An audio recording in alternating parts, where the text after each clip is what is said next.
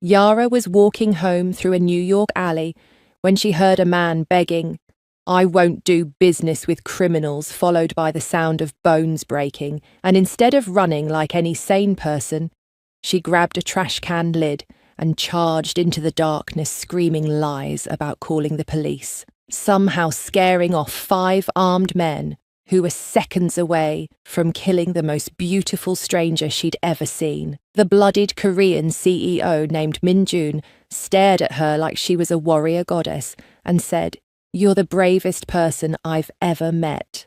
And when she took him to her apartment to clean his wounds, his hand covering hers on his bare chest sent fire racing through her entire body in a way that terrified and thrilled her. What started as a reckless rescue in a dark alley is about to become a dangerous love story that spans multiple cities as they run from the Mafia who wants them both dead.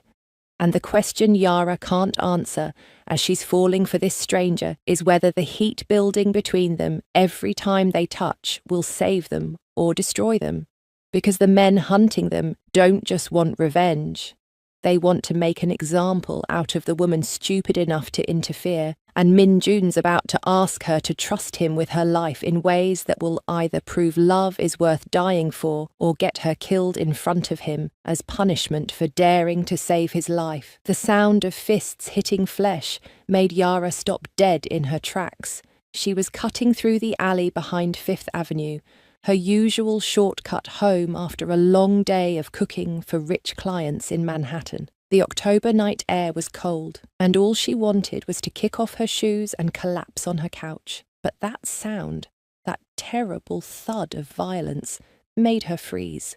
"Please, I told you already, I won't do business with criminals," a man's voice said, strained with pain. Yara peeked around the corner and her heart jumped into her throat. 5 huge men in dark suits surrounded someone on the ground. One of them kicked the person hard in the ribs.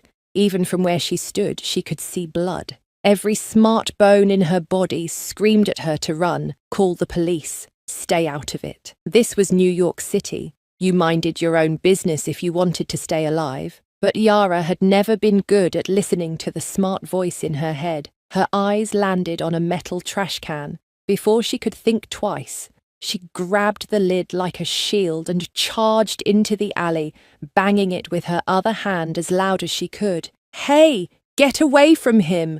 I already called the cops. They're coming right now," she screamed at the top of her lungs. The men spun around, shocked. Yara kept banging and yelling, making as much noise as possible. She could see people starting to peek out of windows above. Lights were turning on. "You crazy woman," one of the men shouted. "I got your faces, all of you, and there are cameras everywhere." Yara lied, her heart pounding so hard she thought it might explode. "The police will find you!" The biggest man took a step toward her, and Yara's courage almost broke. He was twice her size, but she held up her phone, pretending to take pictures, and kept the trash can lid in front of her like a warrior's shield. "We don't have time for this," another man hissed. "Too many witnesses now. Let's go." They ran, their expensive shoes echoing off the alley walls. Yara stood there shaking, unable to believe what she'd just done. The adrenaline was making her dizzy. Then she heard a groan. She rushed to the man on the ground and gasped. Even bloody and beaten, he was the most handsome man she'd ever seen. He had sharp cheekbones, perfect skin, and dark hair that fell across his forehead. He was wearing a suit that probably cost more than her entire month's rent. "Are you okay? Can you stand?" Yara knelt beside him, her hands hovering over him, not sure where to touch without hurting him more. He looked up at her and their eyes met. His were dark brown, almost black, and even through the pain, she saw something spark in them. He stared at her like he was seeing an angel. "You're insane," he whispered, but there was wonder in his voice, not anger. "You could have been killed." "Yeah, well, I didn't think it through." Yara admitted. Can you move? We need to get you out of here in case they come back. He tried to sit up and winced hard. His white shirt was torn and stained with blood. Yara could see a nasty cut on his side and bruises already forming on his perfect face. My apartment is 2 blocks away. Can you walk if I help you? I can try. His accent was thick, his English careful and precise. Yara wrapped his arm around her shoulders and helped him stand. He was tall and solid, and the feeling of his body against hers made her skin tingle in a way she didn't expect. He smelled good even through the blood and sweat, like expensive cologne and something else, something masculine that made her very aware that she was a woman, and he was definitely a man.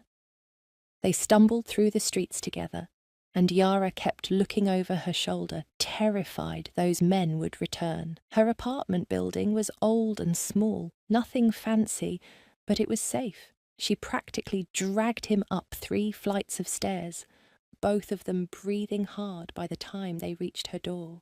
Inside, she sat him on her couch and rushed to get her first aid kit. Her hands were shaking as she gathered towels and water. I'm Yara, by the way, she said, kneeling in front of him. I should probably know the name of the guy I just rescued.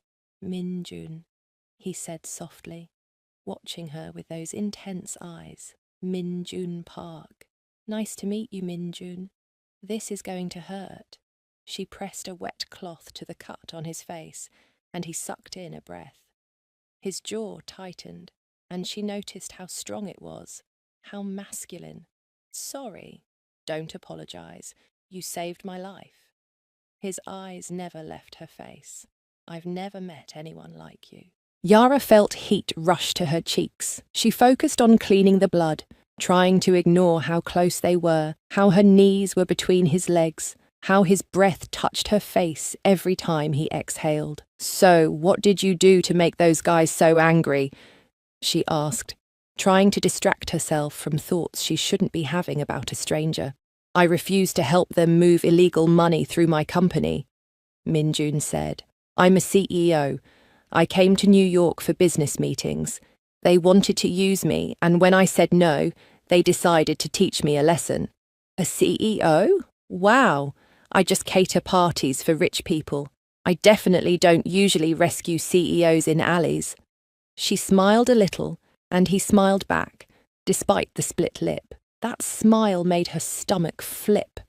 She moved to his side, and he had to lift his shirt so she could see the cut there. When he pulled the fabric up, Yara's mouth went dry. His stomach was all hard muscle, smooth skin, absolute perfection except for the bleeding wound. Is it bad? He asked. Yara cleared her throat. Not too deep. You'll live. She tried to sound casual, but her voice came out husky. She pressed a clean cloth to his side, and he flinched. Her other hand automatically went to his shoulder to steady him, and suddenly they were so close she could feel the heat coming off his body. His hand came up to cover hers on his shoulder. The touch was electric. Both of them froze. The air in the room changed, became thick and warm. Yara looked up from his wound and found Min-jun staring at her with an expression that made her insides melt. It was hunger and fascination, and something deeper. Something that said he saw her, really saw her, and liked what he saw. Yara, he said her name like it was precious, and the way his accent wrapped around it made her shiver. You're beautiful. Has anyone ever told you that? Her heart was racing again, but for a completely different reason than in the alley. You hit your head pretty hard. You might be confused. I'm not confused. His thumb stroked across her knuckles, slow and deliberate. I'm seeing clearly for the first time in a long time. She should pull away. He was a stranger. He was bleeding on her couch. This was crazy. But she couldn't move. His eyes held her trapped, and she didn't want to escape. You're pretty good looking yourself, she whispered, for someone who just got beat up. He laughed, then winced because it hurt. But he kept smiling at her, and she kept smiling back, and her hand was still on his shoulder, and his hand was still covering hers, and the tension between them was so thick you could cut it with a knife. "I should finish bandaging you," Yara finally said, but she didn't move. "Yes," Minjun agreed, but he didn't let go of her hand. When she finally did pull away to get bandages, her whole arm felt cold from the loss of his touch. She wrapped his ribs carefully, her fingers brushing his skin more than was probably necessary. Every touch made the air grow warmer. "You need to stay here tonight," Yara said when she was done. "You can't go back to your hotel. What if those men are looking for you?" "I don't want to put you in danger." "Too late. I'm already in it. Besides, I have a baseball bat, and I'm clearly not afraid to use random objects as weapons." She tried to joke, but worry crept into her voice. "They saw my face too. What if they come after me?" Minjun's expression turned dark and protective. He reached out and took her hand again, holding it firmly. "I won't let anyone hurt you. I promise you that, Yara. You saved me, and now I'll protect you." The way he said it, with such fierce certainty, made her believe him, made her feel safe despite everything. "Okay," she whispered. They stared at each other in the dim light of her tiny apartment. Two strangers brought together by violence, connected now by something neither of them could name, but both of them could feel. Minjun lifted her hand and pressed his lips to her knuckles, a soft kiss that sent electricity shooting up her arm. His eyes stayed locked on hers the entire time. "Thank you," he said quietly, "for being brave enough to save a stranger." Yara's breath caught. The kiss on her hand felt more intimate than it should, more promising, like it was the first of many kisses to come. "You're welcome," she managed to say. She knew in that moment, with his lips still warm on her skin and his eyes burning into hers, that her life had just changed forever. This beautiful, mysterious man bleeding on her couch was going to turn her world upside down. She just didn't know yet how dangerous and how wonderful that would be. Morning sunlight streaming through her curtains woke Yara up, and for a moment she forgot about everything. Then she remembered the handsome CEO sleeping on her couch, and her eyes flew open. She found Minjun already awake, sitting up and looking at his phone with a serious expression. Even with bruises on his face and wearing his wrinkled, blood-stained shirt, he looked like he belonged on a magazine cover. "Good morning," Yara said softly. He looked up, and his whole face changed, softening into a smile that made her stomach do flips. "Good morning. Did you sleep well? Better than you, probably. That couch is terrible." She walked over, suddenly very aware that she was wearing just a tank top and pyjama shorts. His eyes travelled down her body and back up, slow and appreciating, leaving heat everywhere they touched. "I've slept in worse places." He stood up, wincing slightly. "Yara, we need to talk about something serious." The tone of his voice made her nervous. "Okay, those men last night, they're part of a very dangerous organisation. They have connections everywhere. You saw their faces, and they saw yours." He moved closer to her, his expression intense and worried. "I can't leave you here alone. They might come looking for witnesses." Fear crept up her spine. "What are you saying?" "Come with me to Los Angeles. I have a penthouse there, very secure. You'll be safe while I figure out how to handle this situation." He reached out and tucked a strand of her hair behind her ear, his fingers lingering on her cheek. "Please, I can't leave you in danger because of me." His touch made her skin tingle. She should say no. This was crazy. She had a business to run, a life here. But looking into his dark eyes, feeling the warmth of his hand on her face, she found herself nodding. Okay, but I need to make some calls. Cancel my catering jobs for the next week. Take 2 weeks. Take a month. I'll compensate you for any lost income. He said it like money was nothing, and she supposed for a CEO it wasn't. 3 hours later, Yara found herself on a private jet, sitting in a leather seat so comfortable it felt like a cloud. Min-jun sat across from her, his long legs stretched out, watching her reaction to everything with an amused smile. "This is insane," she muttered, looking around at the luxury. "Yesterday, I was catering a party. Today, I'm on a private jet with a Korean CEO. Life changes fast sometimes."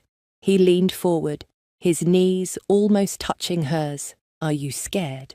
"Of the dangerous men, yes. Of this."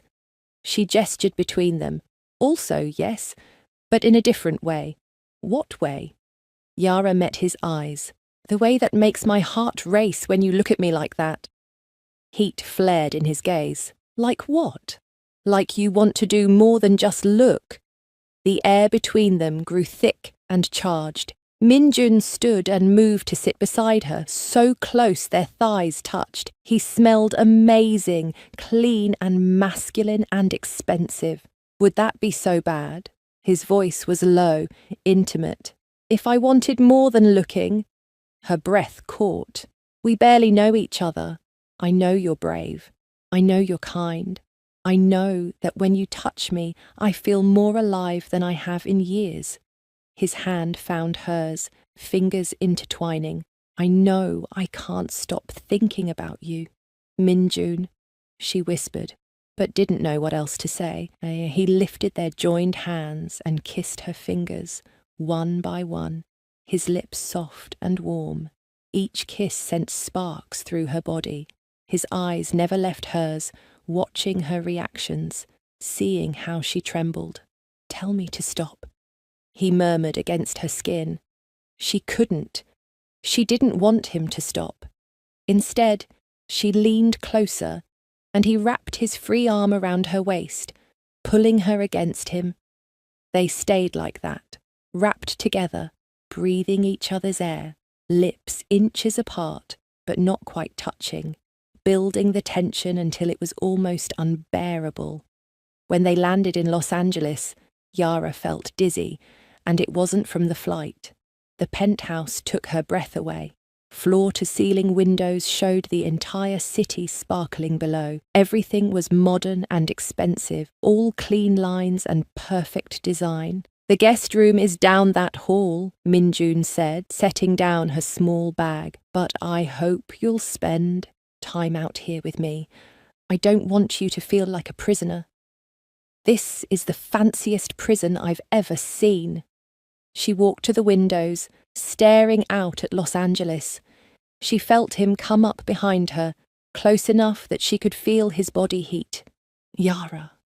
His voice was right by her ear, making her shiver. "I need to tell you something." "What?" "I haven't been able to stop thinking about kissing you since the moment I saw you in that alley." Her heart hammered. "That's probably the head injury talking. Stop deflecting." His hand settled on her waist, and she sucked in a breath. "Turn around." She turned, and suddenly they were face to face, his hands still on her waist, her back against the cool glass. He was so tall, so broad, and the way he looked at her made her feel like she was the only woman in the world. "This is a bad idea," she whispered. "Probably." He leaned closer. "Do you want me to stop?" "No." That was all the permission he needed. His lips crashed onto hers, and Yara's whole body lit up like fire. The kiss was hungry, desperate, like he'd been starving for her. She kissed him back just as fiercely, her hand sliding up his chest to grip his shoulders. He pressed her harder against the window, his body covering hers, and she could feel every muscle, every plane of him. His tongue swept into her mouth, and she moaned, the sound making him growl low in his throat. His hands moved from her waist to her hips, pulling her against him, and she felt exactly how much he wanted her. It should have scared her. Instead, it made her bolder. She ran her fingers through his hair, tugging slightly, and he groaned into her mouth. Yara! He breathed against her lips. You're driving me crazy. Good. She pulled him back down for another kiss. This one slower, deeper, full of promise. They kissed until they were both breathless, until her lips were swollen and his hair was a mess from her fingers. When they finally pulled apart, they were both breathing hard.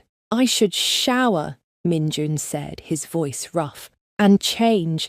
These clothes are ruined. Okay. But neither of them moved. He kissed her again, quick and sweet this time. Make yourself at home. Everything here is yours. After he left, Yara collapsed onto the couch, her whole body still tingling. What was she doing? She'd known this man for less than 24 hours, and she was already falling for him. That night, she couldn't sleep. The guest room was beautiful, but felt too empty, too quiet. She kept thinking about Minjun just down the hall, kept remembering how his lips felt on hers, how his hands gripped her waist like he never wanted to let go. Around midnight, she heard sounds, footsteps in the hallway. Then, nothing. She waited, heart pounding. More footsteps, pacing back and forth. She got up and peeked out her door. Minjun was in the hallway, wearing just pyjama pants, his muscular chest bare. Even in the dim light, she could see the bandages she'd wrapped around his ribs. Can't sleep? She asked softly. He spun around. I didn't mean to wake you. You didn't. I couldn't sleep either. They stared at each other across the hallway, the tension crackling between them. Yara, go back to bed, he said, but his voice was strained. Why? Because if you don't, I'm going to come over there and kiss you again, and I'm not sure I'll be able to stop this time.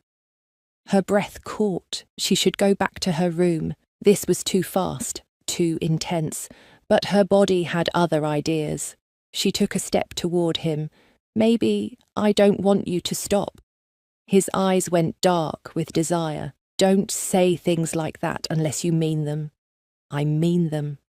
Another step closer. I've never felt like this before, Minjun. It's scary and exciting, and I can't stop thinking about you. He closed the distance between them in 2 long strides, cupping her face in his hands. I feel the same way. From the moment I saw you charging into that alley like a warrior, I was lost. This kiss was different from the others, slower, deeper, full of emotion that went beyond just physical attraction. He walked her backward into her room, kicking the door shut behind them, never breaking the kiss. They fell onto the bed together, and his weight on top of her felt perfect, felt right. His hands explored her body over her thin nightshirt, and everywhere he touched burned. She arched into him, wanting more, needing more. Tell me to stop, he murmured against her neck, kissing the sensitive skin there. Don't stop, please don't stop. He pulled back to look at her, his eyes searching hers. Are you sure? We can wait. We should wait. I don't want to wait. I want you. Now. Something fierce and possessive flashed in his eyes. He kissed her again, his hands sliding under her shirt, skin to skin, and Yara gasped at the sensation. You're so beautiful, he whispered, pulling her shirt over her head. His eyes travelled over her body with such hunger that she felt powerful, desired, wanted in a way she'd never experienced before. She reached for the button of his pyjama pants, and he sucked in a sharp breath. Yara, I want to see all of you. Her voice was bold, but her hands trembled slightly. He helped her. And then there was nothing between them, just skin and heat and want. He took his time, his hands and lips exploring every inch of her, learning what made her gasp, what made her moan his name. When they finally came together, It was intense and intimate and perfect. He moved slowly at first, watching her face, making sure she was okay, that she felt good. She pulled him closer, deeper, and they found a rhythm together that felt like they'd been made for each other. "Look at me," he commanded softly, and when she did, when their eyes locked, the connection was so powerful it took her breath away. Afterward, they lay tangled together, sweaty and breathless and satisfied. Min-jun held her close, his fingers tracing patterns on her back. "Stay with me tonight," he whispered. "Don't go back to the guest room." "Okay." She snuggled closer, feeling safe and cherished in his arms. "Yara?" His voice was serious now. "This isn't just physical for me. I need you to know that. You're not just some woman I'm attracted to. You're special. What we have is special." She lifted her head to look at him. "I feel it too. It's crazy and fast, but I feel it." He kissed her forehead tenderly. "Then, let's stop fighting it. Let's see where this goes." She smiled and kissed his chest, right over his heart. "Okay."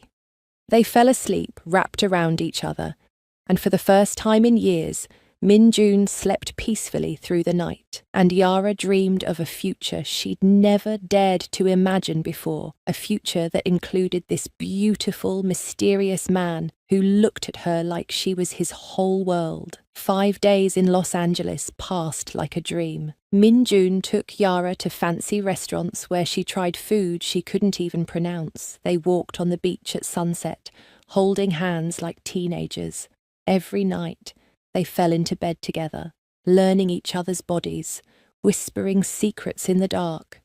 But on the 6th morning, Min-jun's face was troubled. "We need to leave," he said, looking at his phone with a frown. "My security team says there's been suspicious activity near the building. Someone asking questions about me, about whether I have anyone staying with me." Fear shot through Yara. "They found us." "Not yet, but we're not taking chances." He pulled her close. "Pack your things. We're going to Miami. I have a safe place there." 2 hours later, they were on another private jet, heading east. Yara watched Min-jun's face, seeing the stress and worry there, and her heart ached for him. "Hey," she said softly, taking his hand. "We'll be okay." He looked at her, and his expression softened. "How are you so calm about all this?" "Because I'm with you." She squeezed his fingers. "And because I've decided that life's too short to spend it being scared. Those men want to frighten us, control us. I won't give them that power." Min-jun pulled her onto his lap, and she gasped at the sudden movement, his arms wrapped around her waist, holding her close. "You're amazing," he murmured, his lips brushing her ear. "Strong and brave and beautiful. I don't deserve you." "Stop talking nonsense." She turned her head, and their lips were inches apart. "You deserve everything good in this world."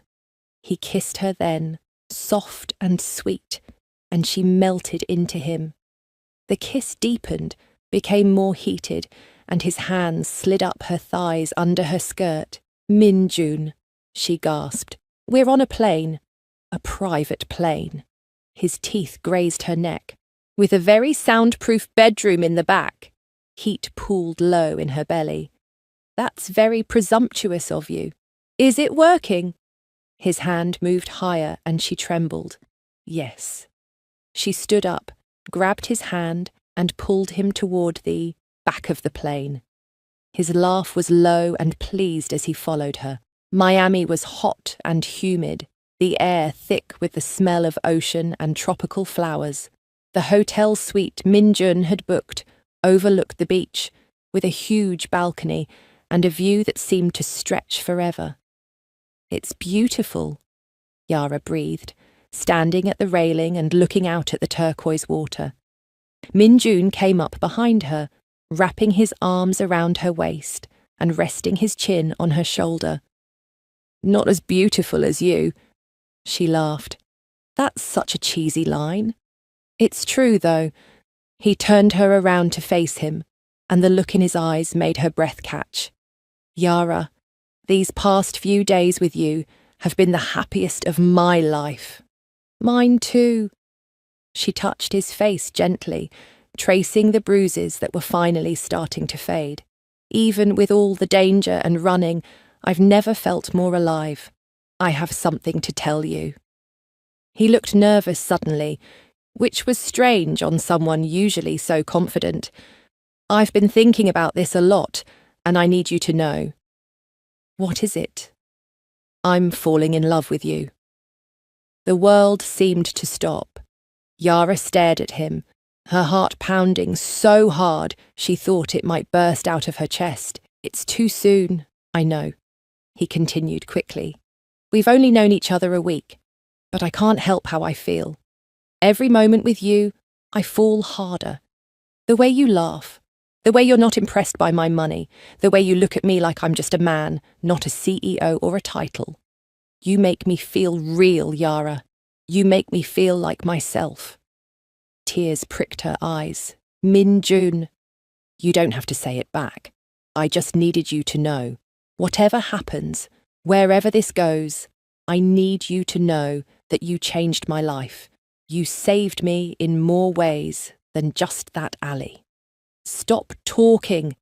She pulled his face down and kissed him hard, pouring all her feelings into it. When they broke apart, they were both breathing hard. I'm falling in love with you too. Maybe I already have. I don't know when it happened, if it was when you first looked at me, or when you held my hand on the plane, or when you made love to me like I was precious. But I love you, Min-jun. I love you. His eyes shone with emotion. He picked her up, and she wrapped her legs around his waist as he carried her inside, kissing her the whole way. They didn't make it to the bedroom, falling onto the couch instead, desperate for each other. That evening, they walked along Miami Beach as the sun set, painting the sky in shades of orange and pink and purple. The sand was warm under their bare feet, and the sound of waves was soothing. Tell me about your life before, Yara said. Before the CEO part, when you were just Min-jun. He was quiet for a moment, his thumb stroking her hand. I grew up poor in Seoul. My mother worked 3 jobs to keep us fed. I studied constantly, got scholarships, worked my way up. By the time I was 30, I'd built my company from nothing. But success is lonely, Yara. I had money, power, respect, but I didn't have anyone who loved me for just me. Everyone wanted something, until you. She stopped walking and turned to face him. Your mother must be so proud of you. She passed away 2 years ago. Heart attack. His voice was sad. She never got to enjoy the good life I wanted to give her. She worked herself to death so I could succeed. Oh, Min-jun. Yara hugged him tight. I'm so sorry. He held her close, his face buried in her neck. Thank you for listening. I don't talk about her much. It hurts too much. You can always talk to me about anything. I'm here. He pulled back and looked at her, his eyes intense. What about you? Tell me your story. Not much to tell. My parents immigrated from Nigeria when I was 5. They worked hard, saved money, sent me to college. I studied business and culinary arts, started my catering company 3 years ago. It's small, but it's mine, you know? I built it from nothing, just like you. That's why we understand each other. He tucked her hair behind her ear. We both know what it's like to fight for what we want. Exactly. They kept walking and somehow ended up at a small beach bar with reggae music playing and strings of lights creating a warm glow. Min-jun ordered them fancy cocktails with little umbrellas, and they sat at a table right on the sand. Dance with me, he said suddenly. What? Here. Why not? He stood and held out his hand. Dance with me, Yara. She laughed and took his hand, and he pulled her close. They swayed together to the music, not really dancing properly, just holding each other and moving. His hands were on her lower back, pressing her against him. Her arms were around his neck, her fingers playing with his hair. "I could stay like this forever," she whispered. "So could I." The song changed to something slower, more romantic, and they barely moved now, just held each other as the ocean breeze blew around them and the stars came out above. "Yara," he said softly, "no matter what happens with those dangerous men, no matter where life takes us, I want you to know something." "What?" "You're mine now, and I'm yours. I don't say that to control you or own you. I say it because my heart belongs to you completely. Every beat, every breath, it's all for you." Tears slid down her cheeks. "You're going to make me cry." "Happy tears, I hope." "The happiest." She kissed him, tasting salt from her tears and the sweet cocktail on his lips. "I'm yours, Minjun, completely yours." The kiss deepened, became more urgent. His hands gripped her hips, pulling her flush against him, and she could feel how much he wanted her. They were in public, on a beach, but neither of them cared. Their kiss was all that mattered. When they finally broke apart, both breathing hard, Minjun's eyes were dark with desire. "We should go back to the hotel," he said, his voice rough. "Yes."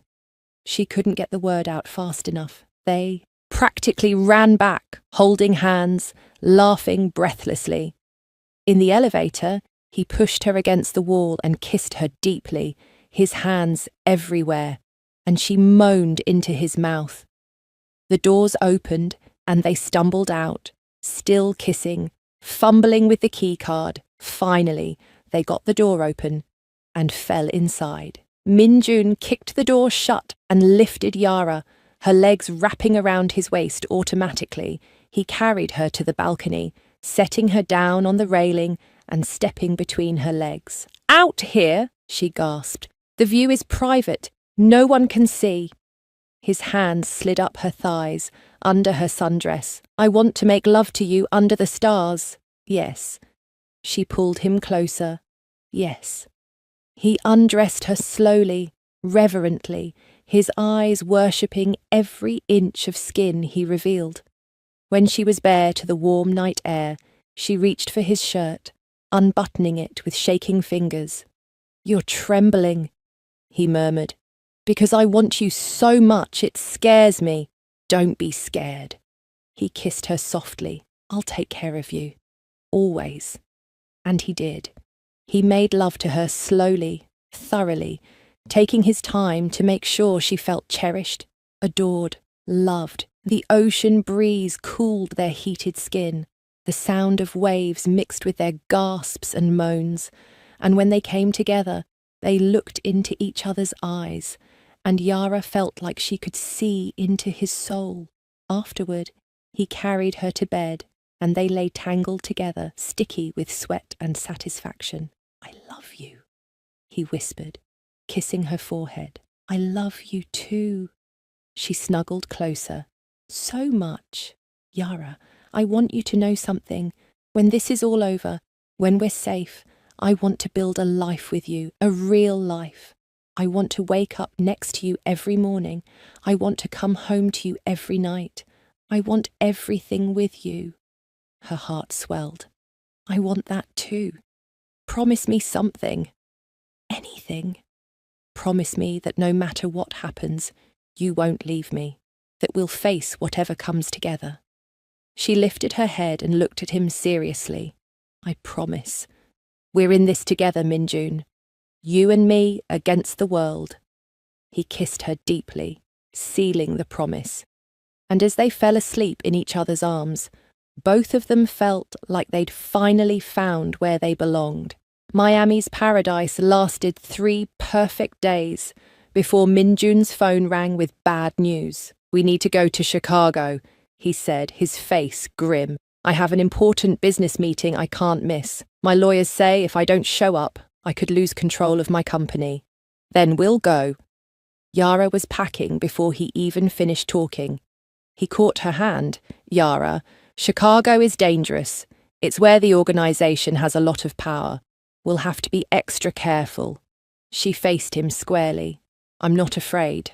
Not when I'm with you. His eyes softened and he pulled her into a fierce hug. How did I get so lucky? You got beat up in the right alley. She tried to joke, but he didn't laugh. She pulled back and saw real fear in his eyes. Hey, what's wrong?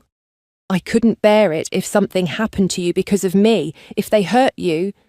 His voice broke. They won't. We're smart, we're careful, and we have each other. That's all we need. She kissed him softly. Trust me. I do. With my life. Chicago was cold and windy, a complete contrast to Miami's warmth. The hotel Min-jun chose was in the heart of downtown, tall and modern and supposedly secure, but Yara could feel the tension in his body as they checked in. Stay in the room while I'm at my meeting, he said, cupping her face. Please, don't leave for any reason. I won't. Promise me. I promise. Now go. Do your CEO thing. I'll be here when you get back. She kissed him. And then I'll help you relax. Heat flared in his eyes. That's not fair. Now I won't be able to focus on business. Good. Think of me instead. She smiled wickedly, and he groaned. You're killing me. He kissed her one more time, deep and possessive. I'll be back in 3 hours. Lock the door. Don't open it for anyone but me. After he left, Yara tried to relax, but nervousness ate at her. She paced the room, checked her phone constantly, jumped at every sound in the hallway. Something felt wrong, but she couldn't explain what. An hour passed, then 2. Min-jun texted that the meeting was running long, not to worry. But she worried anyway. Then she heard it. Voices in the hallway. Lots of them. Angry voices speaking in a language she didn't understand. But the tone was clear. They were looking for something. Or someone. Her blood turned to ice. She grabbed her phone and texted Min-jun. Someone's in the hallway. I'm scared. His response was immediate. Lock yourself in the bathroom. I'm coming. 10 minutes. The door handle rattled. Someone was trying to get in. Yara ran to the bathroom and locked the door, her heart pounding so hard she felt sick. She heard the main door crash open, heavy footsteps. More voices. They were inside the room. She's not here, someone said in English. Check everywhere. The boss wants her found. Yara pressed her hand over her mouth to keep from making noise. They were looking for her. They'd found her. The bathroom door handle rattled. Someone pushed against the door, and it shook in its frame. Locked, the voice said. Break it down. This was it. She was trapped. Tears streamed down her face as she realized she might never see Min-jun again, never feel his arms around her, never tell him one more time that she loved him. The door shuddered as someone slammed against it. It wouldn't hold much longer. Then she heard the most beautiful sound in the world.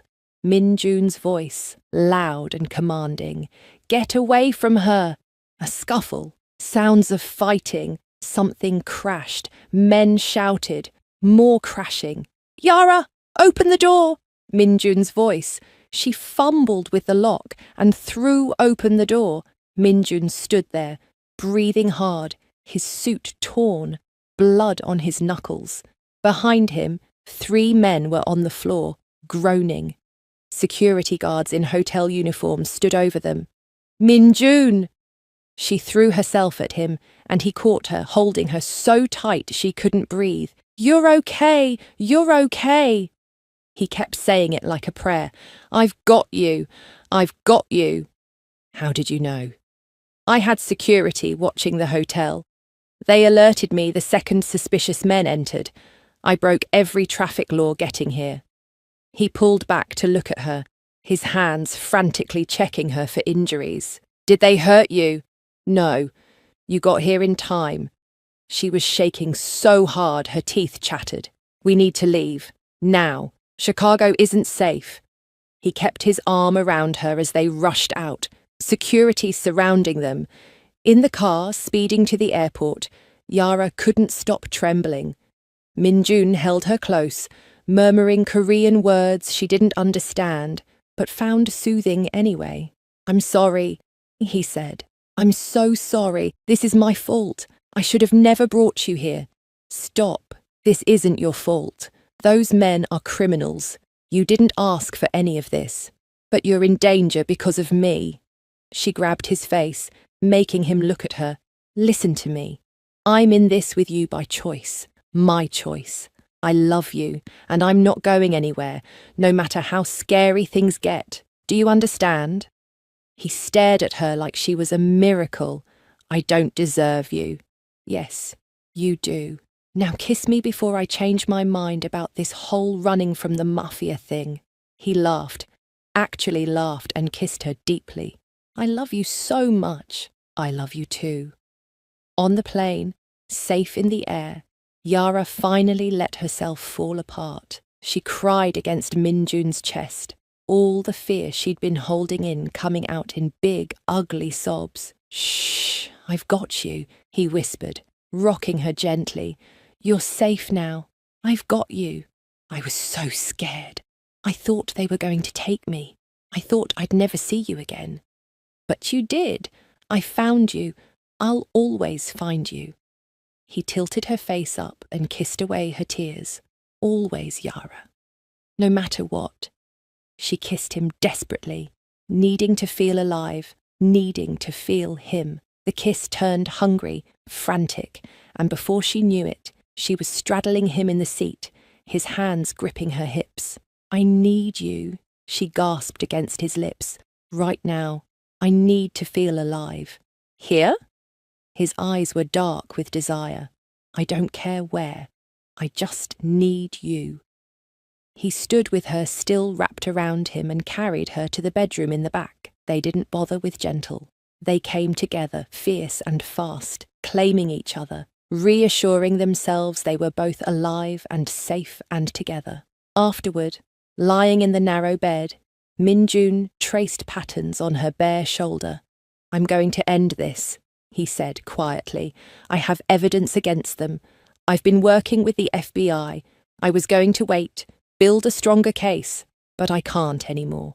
Not after today. I'm giving them everything tomorrow." Yara lifted her head. "Is it enough to stop them?" "Yes. It'll put the leaders away for life. But Yara, there's something you need to know. They'll need you to testify. You're a witness. You saw their faces that first night." Fear tried to creep back in, but she pushed it away. "Then I'll testify. I'll help put them away so they can't hurt anyone else." "You're so brave." He kissed her forehead. "Braver than anyone I've ever known." "I'm not brave. I'm terrified. But I'm more terrified of living in fear forever. So we do this, we end it, and then we get our life back." "Our life. I like the sound of that." She snuggled closer. "Me too." "Yara, when this is over, will you move to Los Angeles with me? I know it's a big ask. You have your business in New York, but I want to wake up next to you every day. I want to build a home with you." Her heart soared. "Yes, yes, I'll move to Los Angeles with you." He rolled her onto her back, hovering over her with a huge smile. "Really? Really? My business can operate from anywhere. And home isn't a place. It's you. Wherever you are, that's home." He kissed her slowly, tenderly, full of love and promise. "I'm going to spend the rest of my life making you happy." "You already do." She pulled him down for another kiss. "You already do." They made love again, slower this time, savouring each other, celebrating life and love and the future they were building together. And when they fell asleep, tangled together, both felt like they'd survived the worst and could survive anything as long as they had each other. The FBI meeting happened in a secure office building with no windows and armed guards everywhere. Yara sat outside while Minjun gave his evidence, his testimony, everything he had against the criminal organization. When he finally emerged 3 hours later, he looked exhausted, but relieved. "It's done," he said, pulling her into his arms. "They have enough to make arrests within the week. The agent said you might not even need to testify. My evidence and the security footage from the hotel should be sufficient." "Really? Is it really over?" "Almost. We need to stay in protective custody for a few more days, just to be safe. But then we're free. Really free." Tears of relief slid down Yara's cheeks. "I can't believe it. Believe it." He wiped away her tears with his thumbs. "Now we can start our life together. No more running, no more fear." The FBI put them up in a safe house in Las Vegas of all places. It was a normal suburban house, nothing fancy, but it felt like paradise because they were safe. That first night, lying in bed together, Minjun was quiet. "What are you thinking about?" Yara asked, running her fingers through his hair. "That I almost lost you. That I came this close to never having this, never having you." His voice was thick with emotion. "Yara, I don't want to waste any more time." "What do you mean?" He sat up suddenly, turning to face her with an intensity that took her breath away. "I love you. I want to spend my life with you. I don't want to wait months or years. I want to start our forever right now." Her heart raced. "Minjun, what are you saying? Marry me." He took her hand, holding it tight. "I don't have a ring right now, but I'll get you the most beautiful one in the world. Marry me, Yara. Be my wife. Let me be your husband. Let's build a life together, starting today." She stared at him, shocked, speechless. "You want to marry me? Now? We've only known each other 2 weeks. I don't care. Some people date for years and never feel what I feel for you. I know you're the one, Yara. I've known since you charged into that alley with a trash can lid like some kind of warrior goddess. I knew when you took me to your apartment and bandaged my wounds with such gentle hands. I knew when you made love to me and looked at me like I was the most important person in your world. I know it now, and I'll know it 50 years from now. So marry me, please." Tears streamed down her face. Her heart felt so full she thought it might explode. "Yes, yes, I'll marry you." He pulled her into his arms, kissing her over and over, laughing and crying at the same time. "Really? You mean it?" "I mean it. I love you, Minjun. I want to be your wife. I want everything with you." He kissed her deeply, passionately, and they fell back onto the bed together. "We're getting married," he said between kisses. "We're actually getting married." "When?" She laughed, giddy with happiness. He pulled back and looked at her with mischief in his eyes. "Now. Tomorrow. This week. We're in Las Vegas.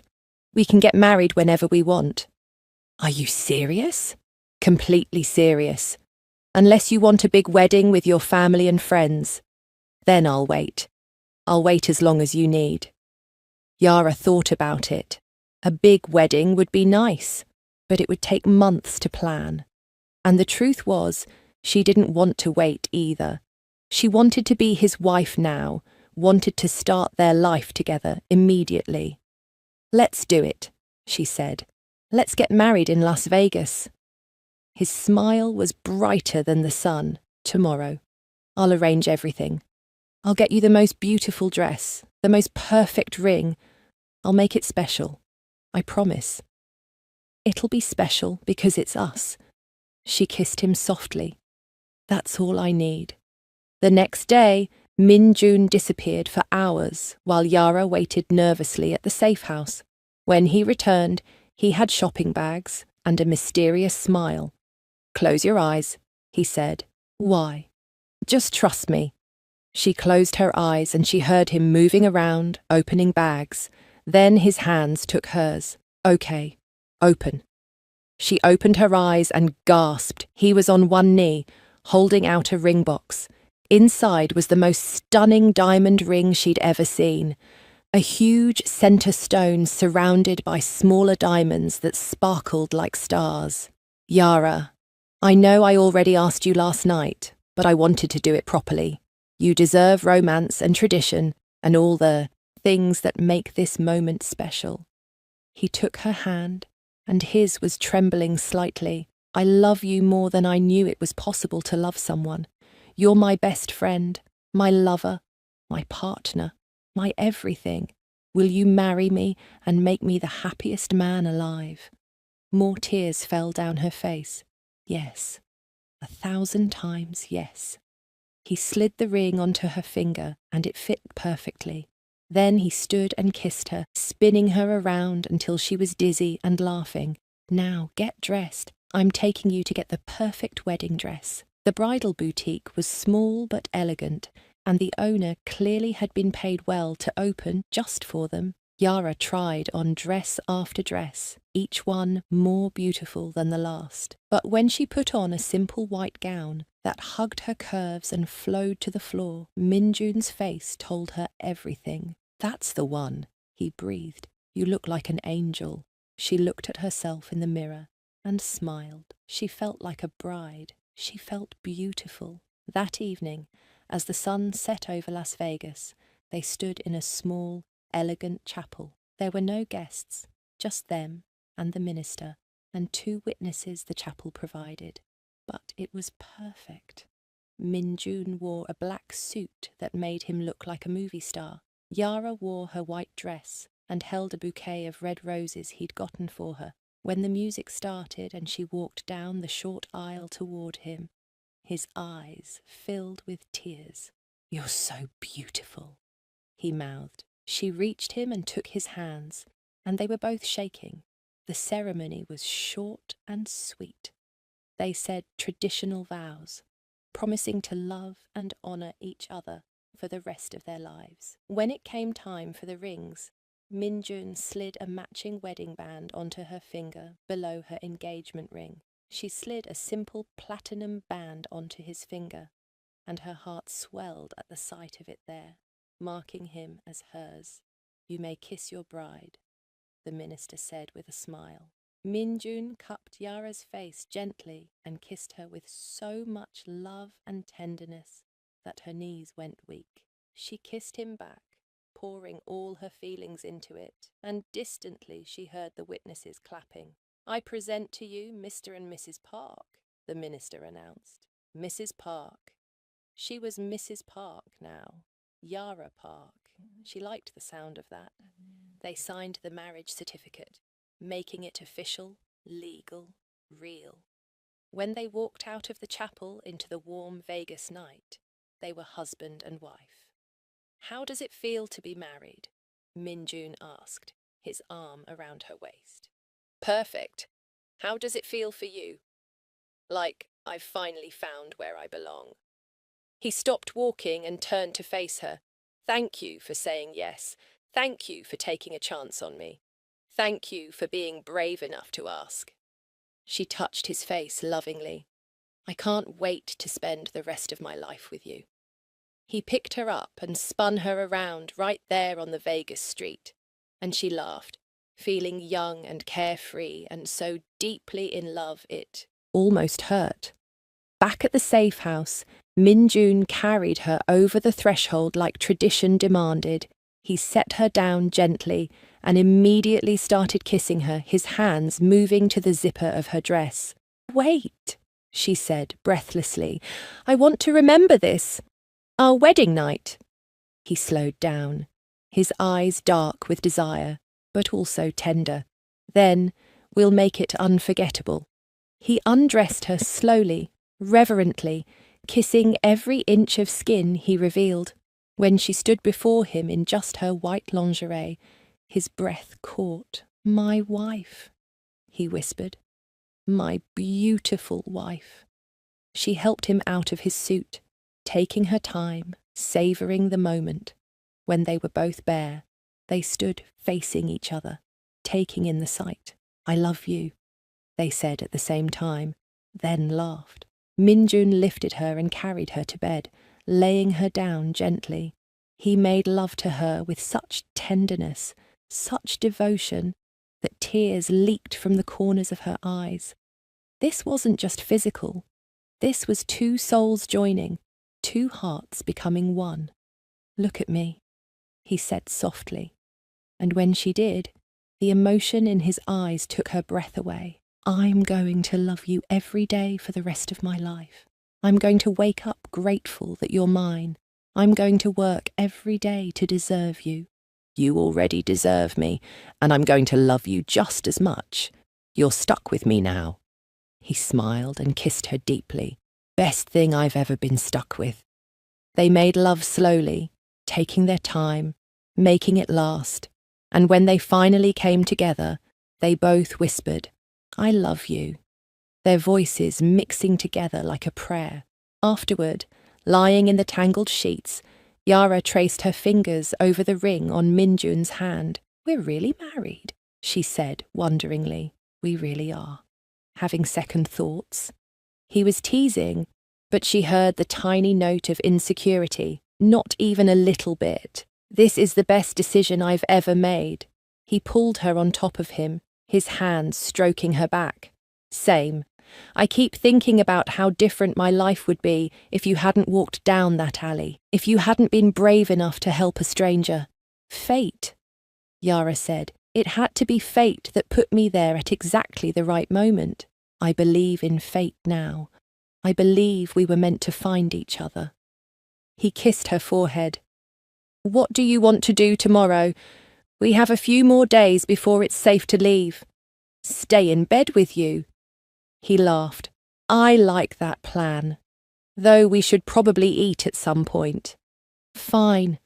We'll order room service and eat it in bed, then go right back to what we were doing. You're insatiable, Mrs. Park. She loved hearing him call her that. Only with you. His eyes heated up again. Good, because I plan on keeping you very busy for the rest of our lives. Is that a promise? It's a guarantee. He rolled her onto her back and kissed her deeply, starting right now. They made love again and again, celebrating their marriage, their love, their future. And as they finally drifted off to sleep in the early hours of morning, wrapped around each other, both of them felt complete. The next morning, Yara woke to find Minjun watching her with a soft smile. Good morning, wife. She grinned. Good morning, husband. How long have you been awake? An hour. I couldn't stop watching you sleep. You're so beautiful, and I still can't believe you're really mine. She stretched and kissed him. I'm really yours. Forever. Forever, he repeated, like he was testing out the word. I like the sound of that. His phone buzzed, and he checked it with a frown. Then his face cleared, and he smiled. The FBI just texted. They made the arrests. All the leaders of the organization are in custody. It's really over, Yara. We're safe. Relief flooded through her. Really?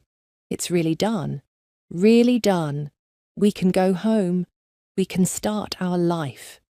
He kissed her excitedly. We can tell the world you're my wife. We can make plans. We can do everything. She laughed at his enthusiasm. Yes to all of that. But first, breakfast. I'm starving. Because I kept you up all night? He looked proud of himself. Exactly. Feed your wife.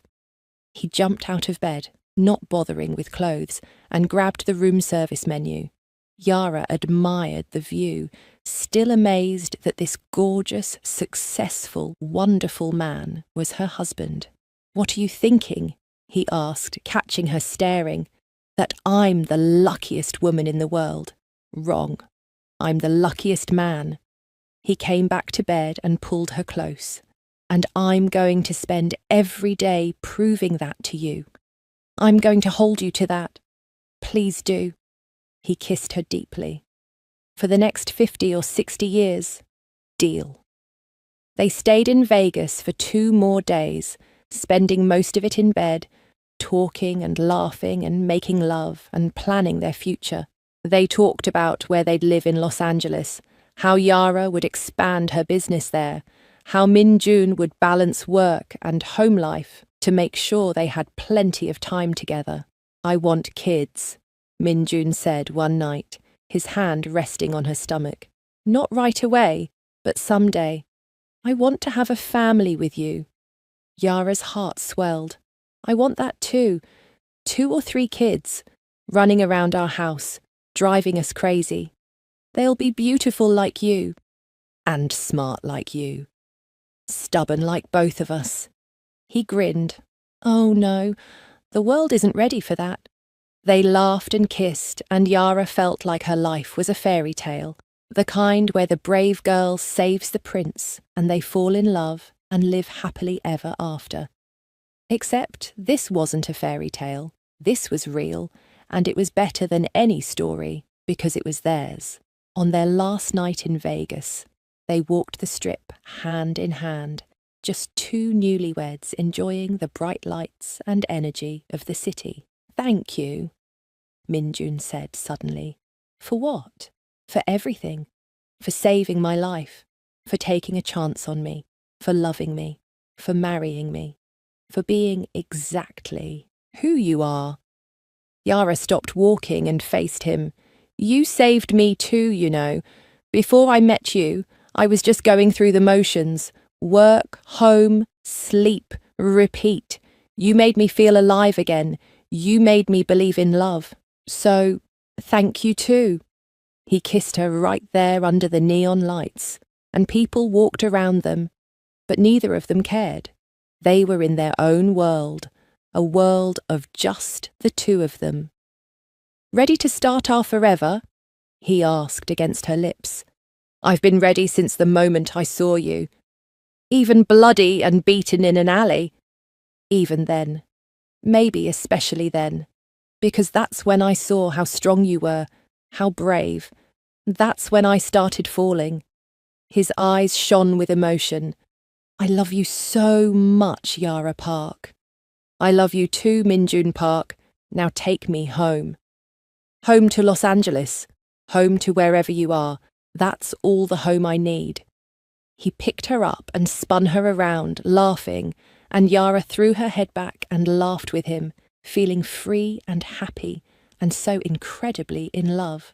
Their story had started in violence and danger, but it was ending in love and joy and promise, and this wasn't really an ending at all. It was just the beginning of their greatest adventure, building a life together, one day at a time, one kiss at a time, one moment at a time, forever. 3 months after their Vegas wedding, Yara stood in the courthouse, her hand gripping Minjun's under the table. The final trial was happening today. The last members of the criminal organization were being sentenced, and she'd given her testimony earlier that week. The judge's gavel came down with a satisfying bang. Life in prison without possibility of parole. It was over. Really, truly over. Outside the courthouse, Minjun pulled her into his arms and held her so tight she could barely breathe. We're free, he whispered into her hair. Really free, my love.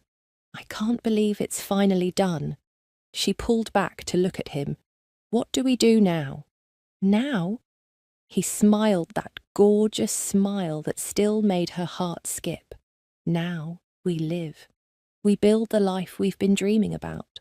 They'd spent the past 3 months in Los Angeles, living in Minjun's penthouse while the legal proceedings happened.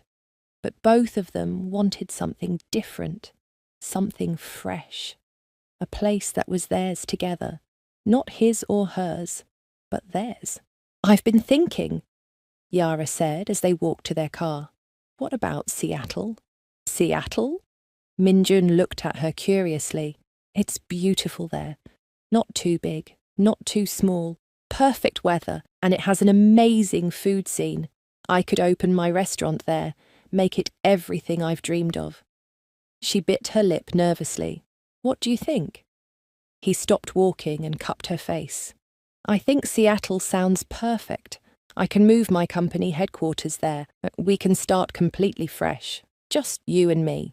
Really? You'd move your entire company for me? Yara, I'd move mountains for you. A company headquarters is nothing. He kissed her softly. Where you go, I go. That's the deal. 2 weeks later, They were house hunting in Seattle. They looked at modern condos and traditional houses, but nothing felt right until they saw a beautiful craftsman home in a quiet neighborhood. It had a big kitchen perfect for Yara's cooking experiments, a home office for Minjun, and a backyard with cherry blossom trees. "This one," Yara said the moment she walked in. "This is home." Minjun watched her run from room to room like an excited child, and his heart felt so full he thought it might burst. "Then it's ours." They moved in a month later, and Yara had never been happier. Every morning she woke up in their bed, in their home, next to her husband, and felt grateful for how her life had turned out. Minjun was the perfect partner. He helped her unpack boxes, hung pictures where she wanted them, and learned to make coffee just the way she liked it. At night, they'd cook dinner together in their big kitchen, laughing and stealing kisses, and then make love in every room of the house, christening their new home properly. "I love our life," Yara said one evening, curled up on the couch with him. "I love you. I love you more." He kissed the top of her head. "How's the restaurant planning going?" That was the other exciting thing. Yara was finally opening her dream restaurant. Minjun had insisted on funding it completely, calling it a wedding present, though she'd argued she could get a loan. "Let me do this for you," he'd said. "Let me help make your dreams come true. You've already made all of mine come true just by being my wife." How could she argue with that? The restaurant space they'd found was perfect, a corner location in a trendy neighborhood with big windows and exposed brick. Yara had spent weeks planning the menu, designing the interior, hiring staff. It was going to be a fusion restaurant, combining her Nigerian heritage with international flavors, creating something unique and special. "Grand opening is in 2 weeks," she said excitedly. "I'm nervous and excited and terrified all at once." "It's going to be amazing. You're going to be amazing." Minjun pulled her onto his lap. "I'm so proud of you. Thank you for believing in me. Always." He kissed her deeply, and she felt that familiar heat building between them. Even after months together, they still couldn't get enough of each other. His hands slid under her shirt, and she gasped. "Minjun, we have dinner in the oven. I'll be quick." "You're never quick." She laughed but didn't stop him as he pulled her shirt off. "Is that a complaint?" "Definitely not a complaint." They made love on the couch, fast and passionate, and the timer for dinner went off right as they finished. They looked at each other and burst out laughing. "Perfect timing," Minjun said, kissing her nose. "We're ridiculous. We're in love." He helped her up and swatted her behind playfully. "Now, go put clothes on before I forget about dinner entirely." The restaurant's grand opening was more successful than Yara had dared to hope. Every table was full, people were raving about the food, and the local food critic who'd come gave them a glowing review that would run in the paper the next day. Minjun sat at a corner table, watching his wife work the room, greeting guests and glowing with happiness. She was in her element, and she was breathtaking. When the last customer left and the staff was cleaning up, Yara collapsed into the chair next to him. "We did it," she said, exhausted but beaming. "It's really happening. You did it. This is all you, my brilliant, talented, beautiful wife." He pulled her close. "I'm so proud of you I could burst. I couldn't have done it without you." "Yes, you could have, but I'm glad you didn't have to." He kissed her temple, ready to go home and celebrate properly. "I'm exhausted. I'll do all the work." His voice dropped low and husky, and despite her tiredness, Yara felt heat pool in her belly. "You're insatiable." "Only with you. Always with you." At home, he kept his promise, making love to her slowly and tenderly, taking care of her, making her feel cherished and adored. Afterward, she lay in his arms, tracing patterns on his chest. "I have something to tell you." she said softly. What is it? Her heart pounded. She'd been waiting for the right moment, and this felt perfect. I'm pregnant. Minjun went completely still. Then he sat up so fast he almost knocked her over. What? Really? You're pregnant? She nodded, suddenly nervous. I found out yesterday. I wanted to wait until after the opening to tell you. Are you happy? Happy? His eyes filled with tears. Yara, I'm more than happy. I'm ecstatic. I'm over the moon. I'm everything. He placed his hand gently on her still flat stomach. There's a baby in there. Our baby. Our baby, she confirmed, and then she was crying too. He kissed her stomach reverently, then kissed her lips, soft and sweet. Thank you. Thank you for this gift. Thank you for being you. Thank you for loving me. Thank you for being the best husband in the world. They held each other, crying happy tears, talking about the future, about their baby, about how their family was growing. Minjun couldn't stop touching her stomach like he couldn't quite believe it was real. Boy or girl? He asked. Too early to know. What do you want? I don't care. As long as the baby is healthy and you're healthy, I'll be the happiest man alive. He kissed her stomach again. Though a girl would be nice, a little girl who looks exactly like you. Or a boy who looks like you. Or one of each. He grinned. Maybe we should have a whole bunch of kids. Let's start with one and see how it goes. She laughed.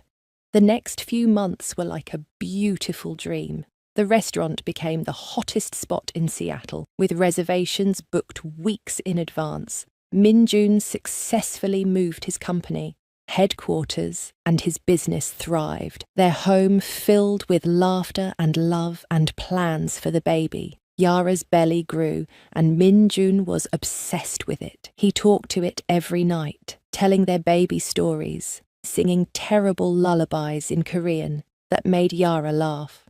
He rubbed her feet when they were swollen, brought her whatever weird food she was craving, and treated her like she was made of glass.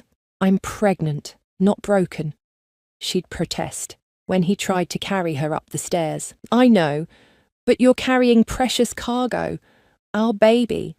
Let me take care of you. How could she argue with that? One evening, 6 months pregnant, Yara was working in the restaurant kitchen when Minjun showed up unexpectedly. What are you doing here? She asked, wiping her hands on her apron. Come with me. I have a surprise. Minjun, I'm working. I already cleared it with your staff. They can handle things for an hour. He took her hand. Trust me. He drove them to their house, but when they walked in, it wasn't the same house they'd left that morning. The spare bedroom they'd been planning to turn into a nursery was completely transformed. The walls were painted a soft yellow. A beautiful white crib sat in the corner, already assembled. There was a rocking chair, a changing table, shelves full of books and toys, and decorations that were absolutely perfect. You did all this today, Yara gasped, walking around the room in wonder. I had help, but I wanted to surprise you. He wrapped his arms around her from behind, his hands resting on her belly. What do you think? It's perfect. You're perfect. She turned in his arms. I love you so much. I love you more. Both of you. He kissed her, then knelt down and kissed her belly. Hi, baby. Daddy made you a room. I hope you like it. I can't wait to meet you. Yara ran her fingers through his hair, overcome with emotion. This man, this wonderful, caring, amazing man, was her husband and the father of her child. How did she get so lucky? That night, they made love in the nursery, slow and gentle because of her belly, but no less passionate. Minjun was so careful with her, so tender, making sure she was comfortable, that she felt good. You're so beautiful like this, he whispered, his hand on her round stomach, carrying our baby. You're glowing. I feel huge. You're perfect. He kissed her deeply. the most beautiful woman I've ever seen. The months passed quickly, filled with doctor appointments and baby shopping and planning. They took birthing classes together, and Min-jun was the most attentive student, taking notes and asking questions, determined to be the best partner during delivery. When Yara went into labour on a rainy Seattle morning, Min-jun stayed calm and focused, even though inside he was terrified. He held her hand through every contraction, whispered encouragement, wiped her forehead with a cool cloth. "You're doing so good," he kept saying. "So strong. I love you so much." After 12 hours of labour, their daughter was born, tiny and perfect, with a head full of dark hair and her mother's beautiful brown skin. Min-jun cried when the doctor placed her in his arms, big, gasping sobs of joy and wonder and overwhelming love. "She's perfect," he choked out. "Yara, look at her. She's absolutely perfect. Just like her daddy." Yara was crying too, exhausted but happier than she'd ever been. They named her Hope because she represented everything good that had come from their crazy, dangerous, beautiful love story. Hope Park, their daughter, their miracle. Min-jun couldn't stop staring at her, touching her tiny fingers, marvelling at how something so small could make him feel so much. "I'm a father," he said wonderingly, "and you're going to be the best father." Yara reached out, and he came to sit beside her on the hospital bed, their daughter cradled between them. They sat like that for a long time, the three of them, their little family, complete and perfect and full of love. "Thank you," Min-jun whispered. "Thank you for saving me that night in the alley. Thank you for being brave. Thank you for loving me. Thank you for this beautiful life. Thank you for being worth saving."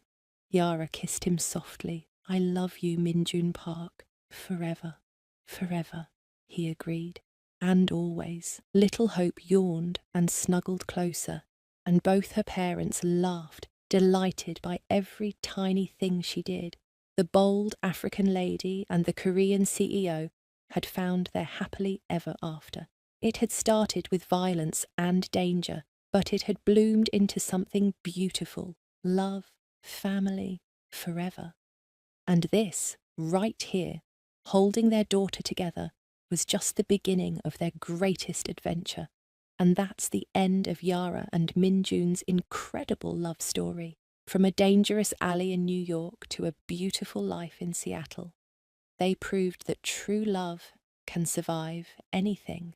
Share this video with someone who loves a good romance, your best friend, your sister, your mum, anyone who believes in the power of true love. Thank you so much for watching. Your support means everything to us. See you in the next story.